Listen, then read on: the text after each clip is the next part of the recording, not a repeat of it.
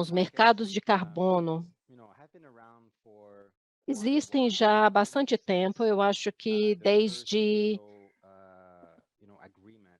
o primeiro acordo de Quioto, e basicamente, de forma bem irônica, foi uma ideia que surgiu a partir do governo americano, que naquela época era Al Gore como vice-presidente ao Clinton, que estava representando os Estados Unidos. Basicamente disseram que a única forma que poderiam participar num acordo global sobre a redução da emissão de gases de efeito estufa é se houvesse algum tipo de mecanismo de mercado, porque seria uma ideia de mercado, uma ideia capitalista, dizendo que poderíamos, então, trocar uma commodity, um bem. Então, foi acordado aquela época e, obviamente, nós sabemos o que aconteceu.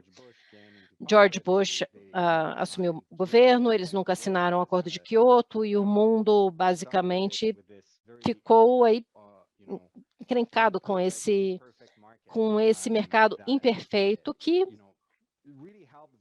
na realidade, ajudou a estabelecer o contexto que temos agora, que basicamente é de dois mercados separados. Temos o mercado de compliance, que são os patrocinados pelos governos, o mercado de carbono, então tem poucos no mundo agora, temos aí eu não consigo nem me lembrar de quais, eu acho que o da China é o maior, mas até poucos meses atrás era, obviamente, a União Europeia, que era o maior mercado de compliance. Como eu disse, a China começou o seu mercado oficial, que eu acredito é ou será o maior mercado de carbono do mundo. E aí há outros mercados mais regionais, tem um na Califórnia, que está atrelado à província de Quebec, no Canadá. Tem um também na Coreia do Sul, que é bem menor, e assim por diante. E estes são os mercados nos quais os governos decidem sobre o suprimento dos créditos de carbono. Então, isso, obviamente, afeta diretamente o preço. E é um grande contraste a este outro mercado que não é regulamentado, que é voluntário, e que basicamente diz que em jurisdições nas quais não há regulamentações nos mercados de carbono, qualquer ação positiva feita por qualquer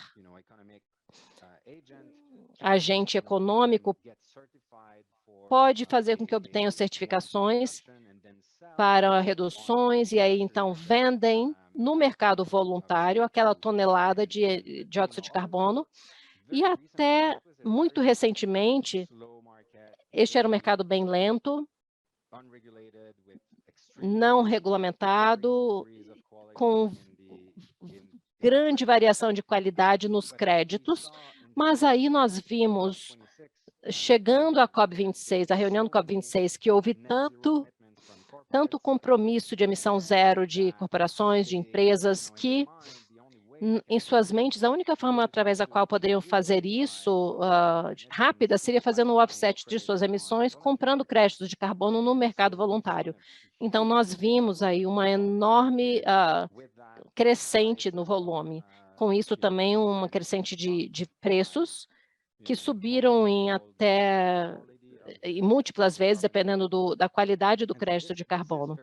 Então, isso é bastante significativo, porque agora, quando a gente olha para o nível de compromisso a nível corporativo, e aí a gente olha para o suprimento de crédito de carbono, o fornecimento de crédito de carbono, a gente percebe rapidamente que haverá escassez se continuarmos nessa velocidade atual de certificação. Então, a gente pode esperar que esse mercado cresça e a ideia é que se o Brasil exercer o seu papel, jogar seu jogo de uma forma inteligente, poderá realmente se beneficiar muito, mas há riscos também, porque estes créditos de carbono estarão sujeitos a muito escrutínio, porque, infelizmente, em função do que aconteceu no passado, houve muitos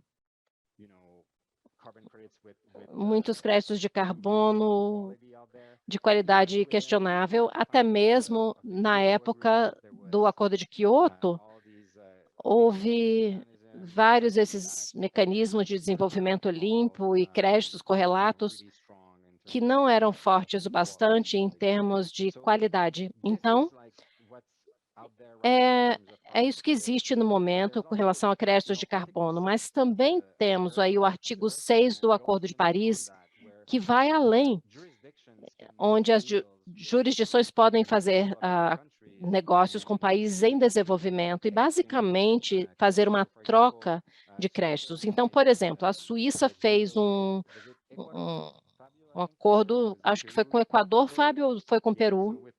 Foi com o Peru.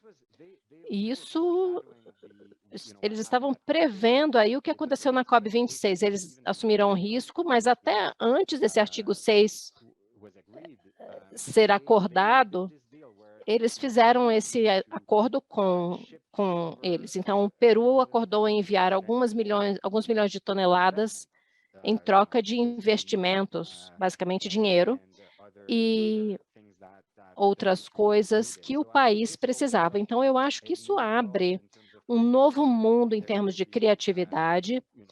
Haverá muitas outras empreitadas ou negócios como esse, e a coisa boa é que agora a gente tem um arcabouço com o qual podemos avaliá-los para termos a certeza de que o grande risco no mercado de carbono, bem, há 2 ou 3, mas a contagem dupla, por exemplo, é um grande risco. Você não quer que uma tonelada seja comprada 2 vezes por 2 empresas ou por 2 pessoas. Então, você quer ter certeza que quando um crédito está aposentado, ele realmente não existe mais e não pode ser acessado novamente. Aí tem também o conceito de adicionalidade, que é a chave no mercado de carbono, que basicamente diz que para ter um crédito confiável de carbono, você precisa assegurar que, num cenário de business as usual, este negócio, sem esse negócio, teria sido emitida 1 tonelada. Então, isso basicamente faz com que a proteção de uma área no centro de uma floresta intocada não seja necessariamente factível, porque não tem uma ameaça àquela área neste momento. Talvez tenha no futuro, mas neste momento não tem uma ameaça para aquela área. Então, estes são alguns dos conceitos que são muito importantes quando se trata de crédito de carbono, mas agora, graças às discussões e ao acordo e à transparência e novas tecnologias também, agora a gente tem o blockchain, a gente tem outras formas mais transparentes através das quais podemos olhar para essas transações. Então, eu acho que de ambos os lados, tanto do mercado de compliance quanto no mercado voluntário, ambos aparentam ser muito promissores se nós fizermos a coisa da forma correta.